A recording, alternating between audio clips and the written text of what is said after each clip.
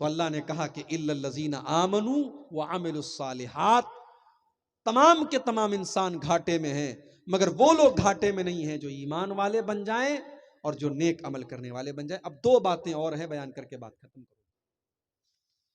وَتَوَاصَوْا بِالْحَقِّ، آپ ایمان والے بھی بن گئے، آپ نیک عمل کرنے والے بھی بن گئے، لیکن آپ نے نیک بات، اچھی بات، حق بات دوسروں کو نہیں بتائی۔ آپ نے دوسروں کو چھوڑو، اپنے گھر والوں کو نہیں بتائی۔ باپ بیچارہ تہجد پڑھ رہا ہے، بیٹا ایک ٹائم کی نماز بھی نہیں پڑھ رہا ہے، اور باپ نے کبھی یہ ضرورت بھی نہیں سمجھی کہ بیٹے کو نماز کے لیے بولے۔ ماں بیچاری رات رات بھر قرآن پڑھ رہی ہے، اور جوان بیٹی موبائل لے کر کے کونے میں کسی کے ساتھ لگی ہوئی ہے۔ ماں کو کبھی یہ توفیق نہیں ہوئی کہ اپنی بیٹی کو صحیح اور غلط کے بیچ کا فرق بتائے۔ میرے پیارے ساتھیوں، آپ روشنی میں ہیں یہ کافی نہیں ہے، آپ کو روشنی میں ہونے کے ساتھ ساتھ جو لوگ اندھیرے میں ہیں ان کو روشنی میں لانے کی کوشش بھی کرنا ہے۔ آپ کے گاؤں میں بہت سارے غیر مسلم لوگ بھی رہتے ہوں، آپ کا ان کے ساتھ ویوہار ہے، اٹھنا بیٹھنا ہے، ان کے ساتھ لین دین کرتے ہیں آپ، کبھی آپ نے ان کو اسلام کے بارے میں بتایا، قرآن کے بارے میں بتایا؟ کیا اللہ تعالیٰ کیا آپ کی گردن نہیں پکڑی جائے گی؟ جناب آپ کے گاؤں میں لوگ رہتے تھے، وہ اللہ کو نہیں مانتے تھے، اللہ کو نہیں جانتے تھے، رسول کو نہیں مانتے تھے۔ آپ کے پاس قرآن تھا، آپ کے پاس نبی کا طریقہ تھا، آپ کے پاس اسلام تھا، آپ نے کبھی اپنے غیر مسلم بھائی کو قرآن نہیں دیا، اس کو اسلام کی شکشاؤں کو نہیں بتایا، اللہ تعالیٰ کہ آپ کی گردن بھی پکڑی جائے گی۔ عبدالغفار صاحب بنارس سے ارریہ تقریر کرنے کے لیے جایا کرتے تھے، فوربیس گنج آپ جایا کرتے تھے، آپ کا پڑوسی ہندو تھا، غیر مسلم تھا، آپ نے کبھی اپنے غیر مسلم کو قرآن دیا، اسلام کے بارے میں بتایا؟ آپ کے محلے میں لوگ شرک کرتے تھے، آپ نے کبھی ان کو تبلیغ کی؟ یہ عبدالغفار سے بھی سوال کیا جائے گا۔ وَتَوَاصَوْا بِالْحَقِّ، سچائی کی تبلیغ بھی آپ کو کرنا ہے۔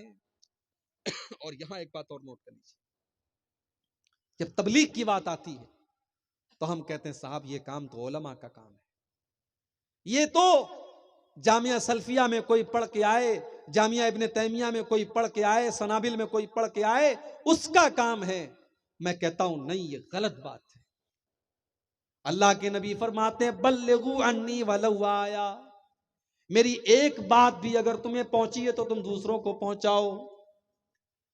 تبلیغ کرنا، سچائی کی دعوت دینا، یہ صرف علماء کا کام نہیں ہے۔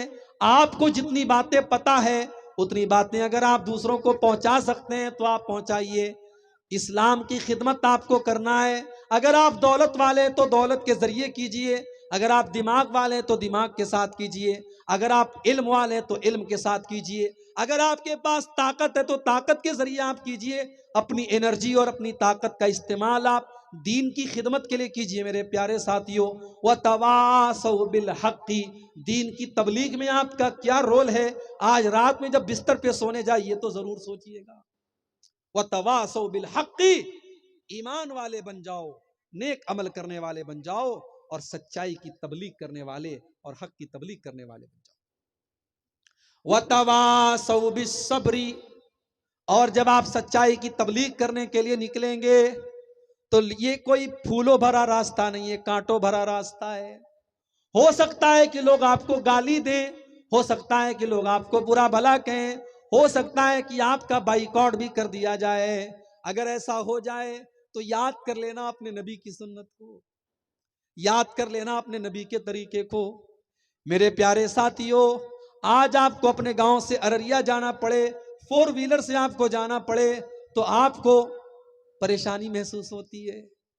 آپ کے نبی نے 1400 سال پہلے مکہ سے طائف کا سفر طے کیا تھا، 100 کلومیٹر کا سفر، اور نبی نے یہ سفر، اس زمانے میں اونٹ کی سواری چلا کرتی تھی، اس زمانے میں گھوڑے کی سواری چلا کرتی تھی، اس زمانے میں گدھے کی سواری چلا کرتی تھی، مگر نبی نے یہ 100 کلومیٹر کا سفر پیدل طے کیا تھا، پیدل طے کیا تھا۔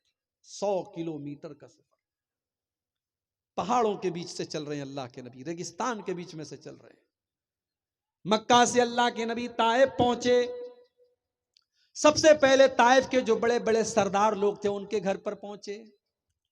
ان کو اسلام کے بارے میں سمجھایا, ان کو توحید کے بارے میں سمجھایا, ان کو بتایا میں اللہ کا آخری نبی ہوں. ان کمینوں نے, ان بدبختوں نے, ان بد نصیبوں نے اللہ کے نبی کا کلمہ پڑھنا تو بہت دور کی بات ہے, انہوں نے نبی کا مذاق اڑایا. انہوں نے کہا کہ اے محمد, اللہ کو کوئی اور نہیں ملا تھا, تم ہی ملے تھے نبی بنانے کے لیے. کسی نے کہا اگر تم اللہ کے سچے نبی ہو تو جاؤ تم میرے لیے بددعا کر کے دکھاؤ, اور اگر تم جھوٹے نبی ہو تو میں تمہاری بات نہیں مانتا. انہوں نے نبی کا مذاق اڑایا. اللہ کے نبی نے بڑے صبر سے کام لیا, کہ کوئی بات نہیں, تم میرا کلمہ نہیں پڑھتے کوئی بات نہیں, لیکن دیکھو میں طائف کے اندر گھوم گھوم کر کے تبلیغ کروں گا, لوگوں کو اسلام کے بارے میں بتاؤں گا, تو کم سے کم تم یہ بات کسی اور کو مت بتانا. تم سے میری بات ہوئی ہے, تم اس بات کو سیکرٹ رکھنا. مگر ان کمبختوں نے اس کو بھی سیکرٹ نہیں رکھا, اور پورے طائف میں اللہ کے نبی کے اوپر ایک آدمی بھی کلمہ پڑھنے والا نہیں. 100 کلومیٹر کا سفر طے کر کے, پیدل طے کر کے اللہ کے نبی آئے ہیں, اور لوگوں سے مل رہے ہیں, ملاقات کر رہے ہیں, توحید کے بارے میں سمجھا رہے ہیں, قیامت کے بارے میں بتا رہے ہیں, مگر ایک آدمی میرے نبی پر ایمان لانے والا نہیں ہے. میرے بھائی, مایوس ہو کر کے اللہ کے نبی طائف سے نکلنے لگے. جب طائف سے نکلنے لگے تو ان کمینوں نے, ان بدماشوں نے اللہ کے نبی کے اوپر پتھر برسانا شروع کر دیا. اللہ کے نبی طائف کی گلیوں میں چل رہے ہیں اور دونوں طرف سے آپ کے اوپر پتھر برسائے جا رہے ہیں. حضرت بلال رضی اللہ تعالیٰ عنہ اللہ کے نبی کو بچانے کی کوشش کرتے ہیں, مگر وہ کہاں کہاں سے بچاتے, پتھر تو ہر طرف سے آ رہے ہیں. اتنے پتھر مارے گئے میرے نبی کو, آپ کے بدن سے خون بہ بہ کر کے آپ کے جوتوں میں جم گیا.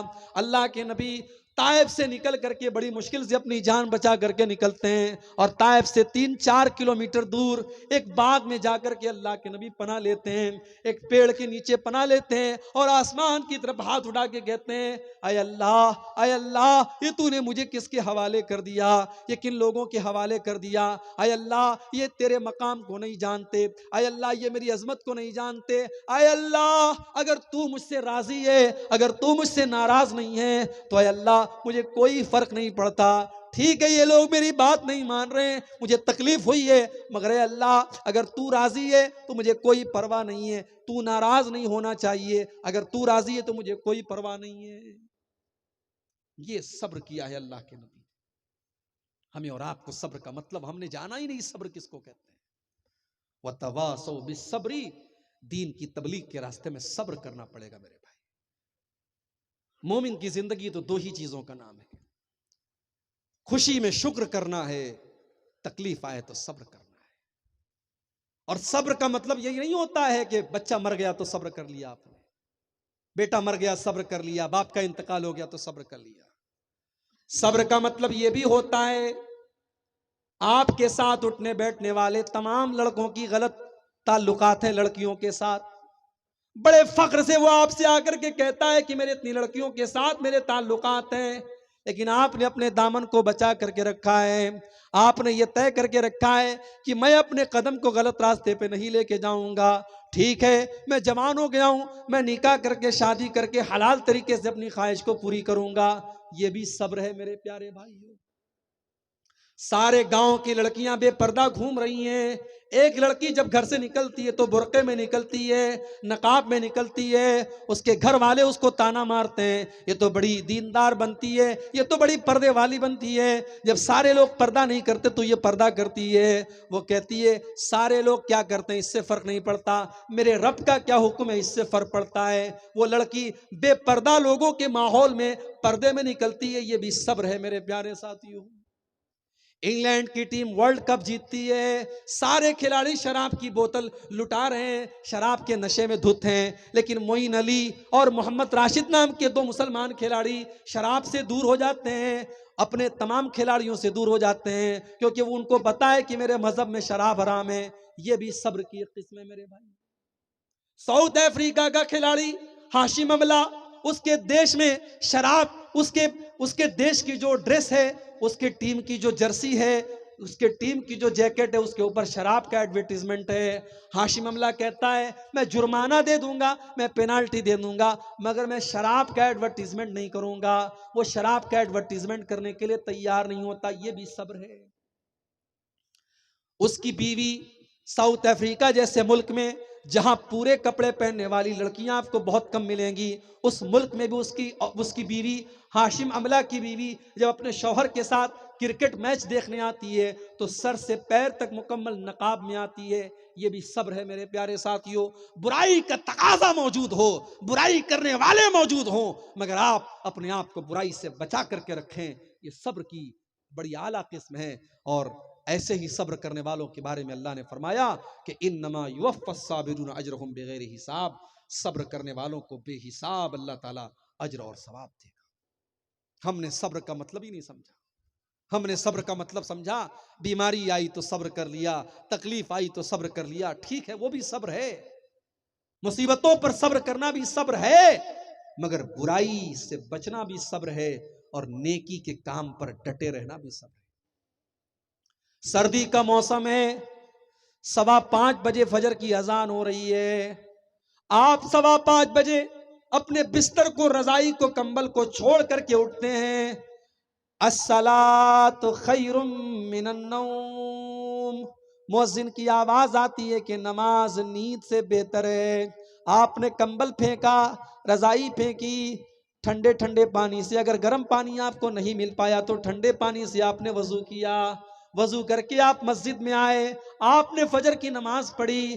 آپ نے نہ جاڑا دیکھا، نہ سردی دیکھی، نہ گرمی دیکھی. آپ نے سال کے 365 دن نماز کی پابندی کی. میرے پیارے بھائیو، یہ بھی صبر ہے. رمضان کا مہینہ اپریل اور مئی میں آیا، بہت سارے لوگ گرمی سے بے حال ہو گئے، روزہ رکھنا مشکل ہو گیا، مگر انہوں نے روزے کو کمپلیٹ کیا، روزے میں کوئی کوتاہی نہیں کی. یہ بھی صبر ہے. نیکی کے اوپر ڈٹے رہنا، برائی سے بچنا، اور اللہ کی تقدیر کے اوپر قائم رہنا، یہ تینوں چیزوں کا نام صبر ہے. وَتَوَاصَوْا بِالصَّبْرِ. اللہ نے فرمایا کہ سارے کے سارے انسان گھاٹے میں ہیں، مگر وہ لوگ گھاٹے میں نہیں ہیں جو صبر کی ایک دوسرے کو تلقین کرتے رہے. میری پیاری ماں بہنوں، جب بات صبر کی آتی ہے تو عام طور سے یہ کہا جاتا ہے کہ عورتیں بڑی جذباتی ہوتی ہیں، عورت کے اندر صبر نہیں ہوتا. میں کہتا ہوں کہ عورت کے اندر صبر ہوتا ہے، لیکن وہ صبر ایمان کے ذریعے پیدا ہوتا ہے. ورنہ نبی کے زمانے میں ہم نے ایسی عورتوں کو بھی دیکھا ہے. احد کا میدان ہے، ایک عورت آتی ہے، سوال کرتی ہے اللہ کے نبی کیسے ہیں؟ جواب دیا جاتا ہے تیرے باپ کا انتقال ہو چکا ہے، اس جنگ میں تیرے باپ شہید ہو چکے ہیں. کہتی ہے مجھے میرے باپ کے بارے میں نہ بتاؤ، مجھے فاطمہ کے ابا کے بارے میں بتاؤ کہ وہ کیسے ہیں. جواب ملا اللہ کے نبی ٹھیک ہیں.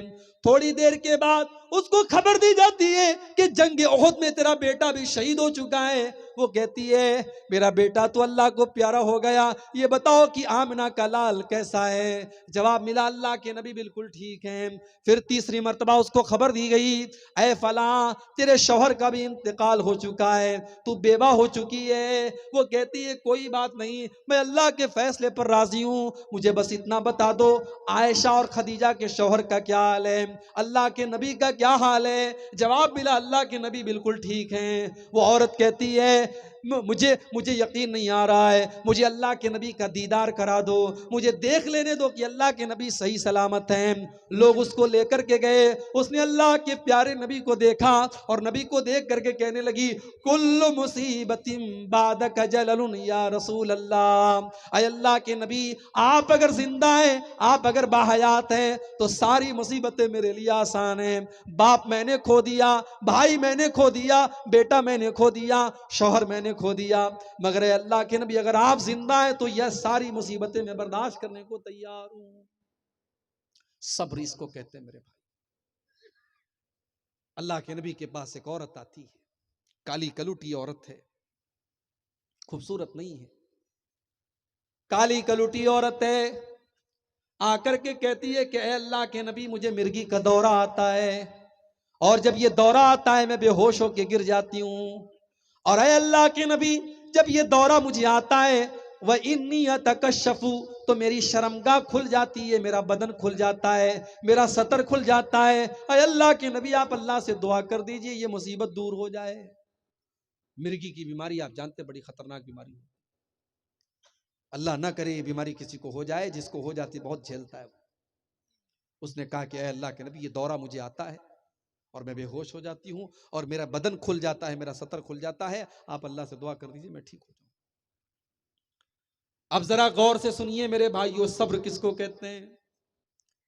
بخاری کے الفاظ ہیں، اللہ کے نبی اس عورت سے کہتے ہیں اگر تم چاہتی ہو تو میں دعا کر دوں گا تم ٹھیک ہو جاؤ گی، تم چاہتی ہو تو میں دعا کر دوں گا تم ٹھیک ہو جاؤ گی، لیکن اگر تم کہو تم صبر کر لو تو میں گارنٹی دیتا ہوں کہ تم کو جنت ملے گی، تم اس مصیبت کو برداشت کر لو، تم اس کے اوپر صبر کر لو تو میں تم کو گارنٹی دیتا ہوں کہ تم کو جنت ملے گی۔ اب اس عورت کے سامنے دو راستہ ہے، ایک طرف اتنی خطرناک بیماری ہے مگر برداشت کرنے پر جنت ملے گی، دوسری طرف نبی دعا کر دیں گے تو مصیبت دور ہو جائے گی۔ اس نے سوچا ادھر اگر بیماری ہے تو جنت مل رہی ہے، ادھر بیماری تو ختم ہو رہی ہے مگر جنت کی گارنٹی نہیں ہے۔ اس کو لگا کہ یہ فائدے کا سودا ہے، اس نے کہا اے اللہ کے نبی اگر اس بیماری کو برداشت کرنے کی وجہ سے مجھے جنت مل رہی ہے تو میں صبر کرنے کے لیے تیار ہوں، میں مرگی کی اس بیماری کو برداشت کر لوں گی، لیکن اے اللہ کے نبی میں مرگی تو برداشت کر سکتی ہوں، بے شرمی برداشت نہیں کر سکتی، بے حیائی برداشت نہیں کر سکتی۔ میری پیاری ماں بہنوں، اگر اللہ نے آپ کو خوبصورت بنایا ہے، اگر اللہ نے آپ کے چہرے کے نقش و نگار اچھے بنائے ہیں تو اس خوبصورتی کی نعمت کی قدر کرو، اس کو بے پردہ ہو کر کے بے حیائی کی نظر نہ کرو، اس نعمت کی ناقدری نہ کرو۔ وہ عورت کالی کلوٹی عورت ہے لیکن اس کو شرم و حیا کا کتنا پاس ہے، وہ کہتی ہے کہ اے اللہ کے نبی آپ یہ تو دعا کم سے کم اللہ سے کر دیجئے کہ جب مجھے مرگی کا یہ دورہ آئے تو میرا سطر نہ کھلے، میرا بدن نہ کھلے، میرے بدن پر کسی غیر کی نظر نہ پڑے۔ اللہ کے نبی نے دعا کر دی، وہ عورت چلی گئی۔ صحابہ کہتے ہیں کسی کو جنتی عورت دیکھنا ہو تو اس عورت کو دیکھ لو۔ یہ ہوتا ہے صبر۔ وَتَوَاصَوْا بِالصَّبْرِ جو لوگ صبر کی تلقین کریں گے ان کو اللہ تعالیٰ کہہ رہا ہے کہ وہ گھاٹے میں نہیں ہے، وہ فائدے میں۔ تو چار کام آپ کو کرنا ہے میرے پیارے ساتھیو، إِلَّا الَّذِينَ آمَنُوا وَعَمِلُوا الصَّالِحَاتِ وَتَوَاصَوْا بِالْحَقِّ وَتَوَاصَوْا بِالصَّبْرِ۔ ایمان والا بننا ہے، نیک عمل کرنے والا بننا ہے، اور سچائی کی اور دین حق کی تبلیغ کرنا ہے، اور پھر اس کے اوپر صبر کرنا ہے اور ایک دوسرے کو صبر کی تلقین کرنا ہے۔ یہ چار کام اگر کوئی کرتا ہے تو وہ پروفٹ میں ہے، وہ فائدے میں ہے، ورنہ اللہ تعالیٰ نے سورت کریمہ کے اندر یہ اصول بتا دیا ان الانسان لفی خسر، بے شک تمام کے تمام انسان گھاٹے میں۔ تو میں سمجھتا ہوں کہ اس سورت کریمہ کا ایک مفہوم جو ہو سکتا ہے، اس کی جو تفسیر ہو سکتی ہے وہ میں آپ کو سمجھانے کی میں نے کوشش کی ہے۔ آئیے، یہ بڑا سہانا وقت ہے، رات کا آخری پہر ہے، اور اس وقت جو ہے اللہ تبارک و تعالیٰ آسمان دنیا پر نازل ہوتا ہے اور ہماری دعاؤں کو سنتا ہے۔ آئیے ہم اللہ سے دعا کریں، اللہ تعالیٰ اس سورت کریمہ میں جن چار صفتوں کو اللہ نے بیان کیا ہے، ایمان، نیک عمل، سچائی کی دعوت دینا اور اس کی تبلیغ کرنا، اے اللہ یہ چار چیزیں تو ہمارے اندر بھی پیدا فرما دے۔